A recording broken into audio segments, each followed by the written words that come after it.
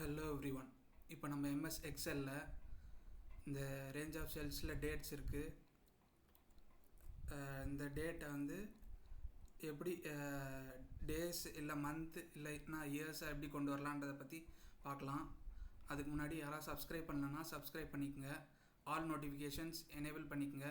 Like, share and comment பண்ணுங்கள். For example, ஃபார்மட்டிங்கிற காலமில் ஈக்குவல் டு டேட் இருக்கிற செல்லை செலக்ட் பண்ணிவிட்டு இப்போ என்ட்ரு கொடுத்தோம்னா டேட் அப்பியர் ஆகிடுச்சு. இப்போ அதை அப்படியே செலக்ட் பண்ணிவிட்டு ரேஞ்ச் ஆஃப் செல்ஸை செலக்ட் பண்ணிவிட்டு கண்ட்ரோல் டி கொடுத்தோம்னா அப்பியர் ஆகிடுச்சு டேட்டு.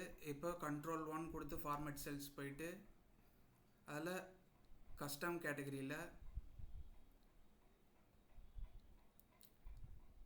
டைப்பில் டபுள் டின்னு கொடுத்துட்டு இப்போ ஓகே கொடுத்தோம்னா கரெக்டாக அந்த டேவோட நேம் அப்பியர் ஆகிடுச்சு. இப்போ அதே மாதிரி equal to text function value ஆர்குமெண்ட்டில் அந்த டேட்டு இருக்கிற செல்லை செலக்ட் பண்ணிவிட்டு ஃபார்மட் டெக்ஸ்ட்டில் டபுள் கோட்ஸ்குள்ளே டபுள் டி கொடுத்துட்டு இப்போ டபுள் கோட்ஸ் க்ளோஸ் பண்ணிவிட்டு இப்போ ப்ராக்கெட்டை க்ளோஸ் பண்ணிவிட்டு இப்போ என்ட்ரு கொடுத்தோம்னா டேவோட நேம் அப்பியர் ஆகிடுச்சு.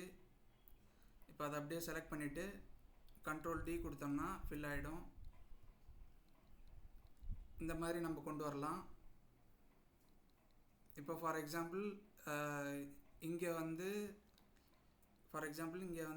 இது கண்ட்ரோல் ஷிஃப்ட் டவுன் ஆரை கொடுத்து செலக்ட் பண்ணிவிட்டு இதை எரேஸ் பண்ணிக்கலாம். இப்போ ஈக்குவல் டு டெக்ஸ்ட் ஃபங்க்ஷனில் அந்த வேல்யூ ஆர்குமெண்ட்டில் அந்த டேட்டோட செல்லை செலக்ட் பண்ணிவிட்டு ஃபார்மட் டெக்ஸ்ட்டில் மந்த் வேணும்னா டபுள் எம் கொடுத்துட்டு இப்போ ப்ராக்கெட் க்ளோஸ் பண்ணி கண்ட்ரோல் என்ட்ரு கொடுத்தோம்னா அது ஃபுல்லாக அப்பியர் ஆகிடுச்சு. ஆக்சுவலாக இங்கே வந்து ஃபுல்லாக ஜனவரின்னு இருக்கிறதுனால தான் ஃபஸ்ட்டு மந்த்துன்றதுனால தான் இங்கே ஃபுல்லாக ஜனவரின்னு வந்திருக்கு. இந்த மாதிரி நம்ம கொண்டு வரலாம். நெக்ஸ்ட் வீடியோவில் இதோட இன்ட்ரெஸ்டிங்கான டாபிக் பார்க்கலாம்.